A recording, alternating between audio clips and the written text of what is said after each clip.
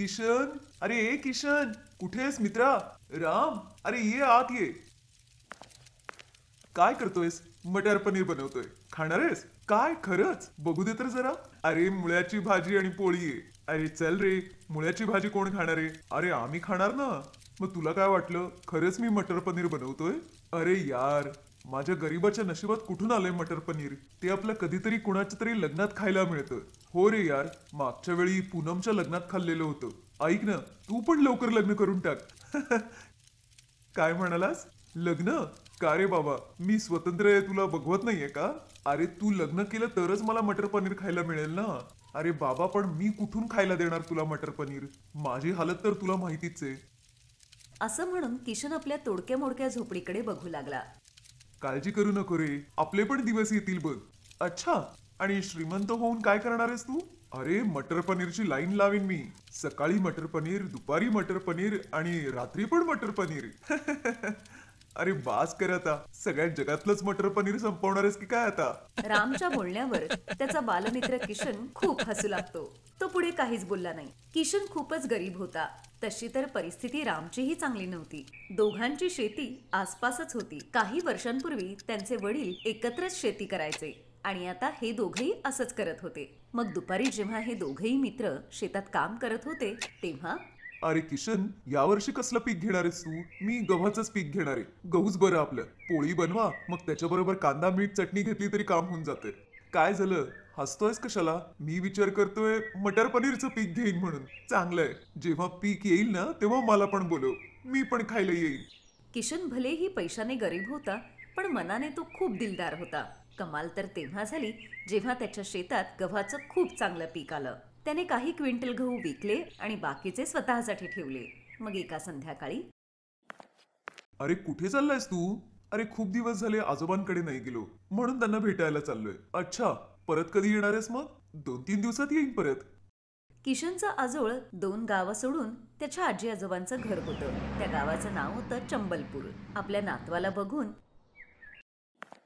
त्याचे आजी आजोबा खूप खुश झाले. आजी, गावाची परिस्थिती फार काही सुधारलेली नाहीये. काय सुधारणार बाळा? इथे करायला ना काम ना धंदा. इथल्या जमिनीतही काही होत नाही. आमचंच आयुष्य कसं बसं कटतंय. खूप गरिबी आहे रे बाळा. त्या परमेश्वराची कृपा होऊ दे बस. चंबलपूरची परिस्थिती फारच दयनीय होती. पोटासाठी लोक खूप मेहनत करायचे, पण तरीही त्यांना पुरेसं खाणं मिळत नव्हतं. अशीच काहीशी परिस्थिती किशनचं गाव आनंदपूरचीही होती. पण किशन ना आनंदपूरची परिस्थिती सुधारू शकत होता ना चंबलपूरची. 2 दिवस आजी आजोबांकडे राहिल्यानंतर तो आपलं गाव आनंदपूरमध्ये परत आला. रात्री त्याने स्वतःसाठी डाळ आणि पोळी बनवली आणि तो जेवायला बसणारच होता तेवढ्यात त्याला बाहेरून एक आवाज आला. कोणी आहे का? नमस्कार साधू महाराज. मी खूप दिवसांपासून उपाशी आहे. पोटात अन्नाचा कणही गेला नाहीये. हो हो साधू महाराज, या ना. किशनने त्यांना बसायला सतरंजी दिली आणि मग आतून त्यांच्यासाठी डाळ आणि पोळी घेऊन आला, जी त्याने स्वतःसाठी बनवली होती. ताटात त्याने कांदाही ठेवला होता. साधू महाराज अगदी पोट भरून जेवले आणि त्यांची भूक भागल्यानंतर, पोरा, देव तुझं भलं करो. तू एका उपाशी साधूला खायला दिलंयस. तसं नाव काय आहे तुझं? किशन नाव आहे माझं. किशन, तुझ्यासाठी जेवण आहे ना? हो, तुम्ही काळजी करू नका. किशनचं बोलणं ऐकून साधू खूप खुश झाले. ते किशनच्या डोक्यावर हात ठेवून म्हणाले, तू खूपच चांगला मुलगा आहेस. किशन, मला तुला काहीतरी द्यायचंय. नाही नाही साधू महाराज, मला काही नको. किशन हात जोडून साधू महाराजांना म्हणाला. पण तेव्हा साधू महाराज हसले आणि त्यांनी एक मंत्र म्हटला आणि पुढच्या क्षणाला त्यांच्या समोर एक मोठी कढई येते. हे घे किशन, ही कढई आजपासून तुझी आहे. नाही नाही साधू महाराज, मला एवढी मोठी कढई नकोय. अरे ही काही साधी सुधी कढई नाहीये. याच्यात फक्त तू पाणी घाल आणि मग तुला जो पदार्थ हवाय तो याच्यात बनून तयार होईल आणि तू कधीच कोणाला उपाशी ठेवणार नाहीस. हा माझा तुझ्यावरचा अटळ विश्वास आहे. साधू महाराजांचं बोलणं ऐकून किशनला खूप आश्चर्य वाटतं. त्याने लगेच साधू महाराजांना नमस्कार केला आणि मग, साधू महाराज, एक गोष्ट बोलू? हो बोल ना. मला अजून एक जादुई कढई पाहिजे. लोभीपणा चांगला नाही किशन. नाही नाही महाराज, या कढईतून मी आनंदपूर गावातल्या लोकांना खायला घालीन आणि दुसरी कढई मी चंबलपूरसाठी वापरीन. तिथे खूप गरिबी आणि भूकमारी आहे. ठीक आहे मुला, जशी तुझी इच्छा. फक्त एक गोष्ट लक्षात ठेव, काहीही होऊ दे, लोभीपणा कधी करू नकोस. एवढं बोलून साधू महाराज तिथून निघून गेले. ते जाताच आता किशनच्या अंगणात 2 कढया होत्या. किशन लगेच त्या दोन्ही कढया घेऊन आपल्या स्वयंपाकघरात गेला. तिथे कढई ठेवताच त्याचं स्वयंपाकघर जादूचं बनलं. स्वयंपाकघरातली प्रत्येक गोष्ट चमकत होती. किशनने त्या कढईत पाणी टाकलं आणि लगेच त्या कढईने आपली जादू दाखवायला सुरुवात केली. त्याने त्या कढईत मटार पनीर बनवलं. राम, माझं बोलणं नीट ऐक. माझ्याकडे या 2 कढया आहेत. यातली एक मी इथे ठेवणार आहे. याच्यातून तू उद्यापासून खूप सारं खाणं बनव आणि सगळ्या लोकांना खायला दे. आणि ही दुसरी कढई मी आजी आजोबांना देईन. हो, मी दर 2 दिवसांनी येईन. रामने तसंच केलं जसं किशनने सांगितलं होतं. गरिबांना फुकट जेवण द्यायला सुरुवात केली. तिकडे चंबलपूर गावात किशनने आपल्या आजी आजोबांचं स्वयंपाकघर त्या कढईच्या मदतीने जादूचं केलं. असेच बरेच महिने निघून गेले. दोन्ही गावांमध्ये आता कोणीही उपाशी झोपत नव्हतं. एक दिवस किशन आपल्या गावी आनंदपूरला आला तेव्हा त्याने पाहिलं संपूर्ण गाव महापुरात बुडलेलं होतं. अरे देवा, हे काय झालं सगळं?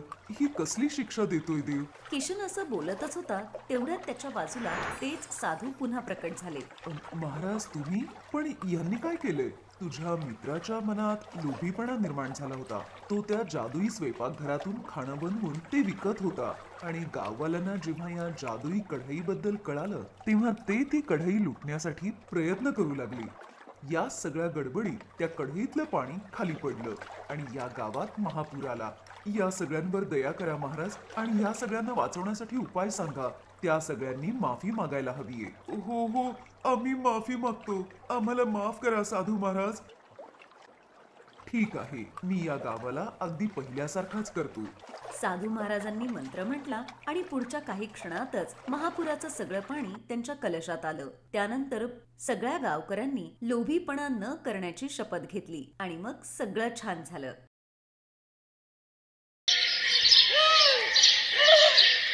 मलकागंज गावात सोनम आपल्या आईबरोबर राहत होती. सोनमच्या वडिलांचं निधन दारूच्या अतिव्यसनापायी झालं होतं. आपला नवरा गेल्यानंतर सोनमची जबाबदारी विमलावरच आली होती. ती आपल्या शेतात भाज्या पिकवायची आणि त्याच भाज्या गावोगावी जाऊन विकायची. याच पैशातून ती आपलं घर चालवायची. भाजी घ्या भाजी, वांगी, टोमॅटो, बटाटे, भेंडी, भाजी घ्या भाजी. अरे, हिच्या भाज्या तर लईच ताज्या दिसतायत. अवताई, हे पालक कसं दिला म्हणायचा? सगळ्या भाज्या 30 रुपये किलो आहेत दादा. तुम्हाला जी पाहिजे ती घ्या. बरं, मग मला पालक द्या 4 जुडी, बटाटे द्या 1 किलो आणि वांगी द्या मला. बरं, आत्ता देते. विमला सोनमला एका सरकारी शाळेत घालते आणि स्वतः मात्र दिवसभर उन्हात हिंडत फिरत भाज्या विकायची. कारण याच पैशातून तिला तिचं घर चालवावं लागत होतं. याच पैशातून तिला सोनमचं शिक्षण आणि तिच्या लग्नाची जबाबदारीही पार पाडायची होती. आई, तू आलीस? चल, हातपाय धु, मी तुझ्यासाठी जेवण वाढते. ठीक आहे बाळा, तू जेवलीस का? नाही आई, मी तर तुझ्याच येण्याची वाट बघत होते. माझी आई दिवसभर इतकी मेहनत करते, ती थकून जाते ना. नाही बाळा, मी अजिबात थकत नाही. मग मी माझ्या बाळाच्या लग्नासाठी पैसे कसे काय साठवू शकीन? अशीच काही वर्ष निघून जातात आणि सोनम 12वीची परीक्षा देते. एक दिवस ती गावातल्या सरपंचांच्या मुलीच्या लग्नाला जाते. तिथे ती लग्नातला तिचा घागरा बघून आश्चर्यचकित होते. वाव डिअर, तुझा घागरा तर किती सुंदर आहे. असणारच सुंदर, एवढा महागडा जो आहे. पण तू अशा घागऱ्याची स्वप्न बघणं सोडून दे. तुमच्यासारख्या गरीब लोकांचं काम नाहीये हे ब्रायडल लेहंगा घेण्याचं. तू तुझ्या आईला सांगून साडीचाच लेहंगा बनव तुझ्या लग्नामध्ये. रोशनीचं हे बोलणं ऐकून सोनम खूप नाराज होते. काळजी करू नकोस बाळा, तुझ्या आईकडून जेवढं काही होईल तेवढं ती नक्की करेल. त्याच लग्नामध्ये रोशनीची मावशी आपल्या मुलांबरोबर आलेली होती. सोनमवर तिच्या मावशीची नजर पडते तेव्हा ती तिच्याकडे बघतच राहते. गुलाबी रंगाच्या ड्रेसमधली ही मुलगी किती सुंदर दिसतीये. नाके डोळे सुद्धा किती छान आहेत. ही माझ्या रोनकसाठी खूप छान सूट होईल. हो आई, ही तर खूपच छान आहे. रोनकलाही सोनम पहिल्या नजरेतच आवडते. लग्नानंतर रोशनची मावशी आपल्या दोन्ही मुलांना घेऊन सोनमच्या घरी जाते आणि तिच्या आईकडे सोनमचा हात मागते. मी एक गरीब भाजीवाली आहे. तुमच्यासारख्या श्रीमंत घरात संबंध जोडणं माझ्या आवाक्याबाहेरचं आहे. काकू, नाती परिस्थिती बघून केली जात नाहीत आणि आम्हाला सोनम पहिल्यांदा बघितल्यावरच आवडली. हो, आणि आम्हाला या लग्नासाठी काहीही हरकत नाहीये. सोनमसाठी एवढं मोठं स्थळ आलेलं बघून विमला खूप खुश झाली. विमलाने आपले साठवलेले सगळे पैसे काढले आणि तिने आपल्या मुलीच्या लग्नाची तयारी सुरू केली. सगळी तयारी झाल्यानंतर ब्रायडल लेहंगा देण्यासाठी ती तिला शहरात घेऊन गेली आणि तिच्यासाठी सुंदर लेहंगा खरेदी केला. मला माहितीये पोरी, तुला सरपंचांच्या मुलीसारखा ब्रायडल घागरा पाहिजे होता ना, पण तुझ्या आईकडे तेवढे पैसे नाहीयेत की एवढा महागडा लेहंगा मी तुला घेऊन देईन. काही हरकत नाही आई, हा पण घागरा मला आवडला आहे, पण उद्या काय होणार याची कल्पना कोणालाच नसते. लग्नाच्या आधी सोनमचा ब्रायडल लेहंगा चोरीला जातो आणि सगळे लोक त्याबद्दल चर्चा करू लागले. अरे देवा, हा केवढा मोठा अपशकुन आहे. नवरीचाच घागरा चोरीला गेला. हो ना, हे तर खूपच वाईट झालं. बिचाऱ्या विमलाकडे एकतर पैसे सुद्धा नाहीयेत. माझ्या आईने किती मेहनतीने एक एक पैसा जोडून माझ्या लग्नासाठी तयारी केली होती, पण आता काय होणार. ही गोष्ट जेव्हा सोनमच्या जावेला कळाली तेव्हा ती बाजारात गेली आणि ती सोनमसाठी खूपच सुंदर लेहंगा खरेदी करून घेऊन आली. जे बघून सोनम खूप आश्चर्यचकित झाली. अरे, हा तर तोच लेहंगा आहे जो सरपंचांच्या मुलीनी म्हणजे रोशनीने तिच्या लग्नात घातला होता. हो, तिने आम्हाला सांगितलं होतं की तुला तिचा लेहंगा खूप आवडला होता, पण तो महाग असल्यामुळे तू तुझ्या लग्नासाठी तो खरेदी करू शकत नाहीयेस. म्हणून मला जेव्हा कळालं की तुझा लेहंगा चोरीला गेलाय, म्हणून मी हा असाच सेम तुझ्यासाठी घेऊन आले. वहिनी, तुम्ही खूप चांगल्या आहात. Thank you so much. तुमचे खूप खूप उपकार आहेत ताई. तुम्ही आमची लाज राखलीत. सोनम मला माझ्या लहान बहिणीसारखी आहे आई. तिच्यासाठी तर मी एवढं नक्कीच करू शकते. आता हा लेहंगा तू उद्या घालून छान नटून थटून उद्या मांडवात ये. मग आपण धूमधडाक्यात तुमचं लग्न लावून देऊयात. सोनम तो ब्रायडल लेहंगा घालून तयार होते आणि ती त्या लेहंग्यात खूप सुंदर दिसत होती. सगळेजण तिच्याकडेच बघत होते. तिला बघून रोशनी सुद्धा आश्चर्यचकित होते. सोनमला त्या ब्रायडल लेहंग्यात बघून विमलाच्या डोळ्यातही अश्रू येतात आणि अशा रीतीने सोनमचं लग्न अगदी धूमधडाक्यात रोनक बरोबर पार पडतं. Best buddies. हॅलो मित्रांनो, हा व्हिडिओ पाहिल्याबद्दल धन्यवाद. जर तुम्हाला हा व्हिडिओ आवडला असेल तर कृपया लाईक, सबस्क्राईब आणि कमेंट नक्की करा. आणि हो, शेअर करायला पण विसरू नका. अजून असेच मजेदार व्हिडिओ पाहण्यासाठी खाली दिलेल्या घंटीला दाबा. बघत रहा बेस्ट बडीज.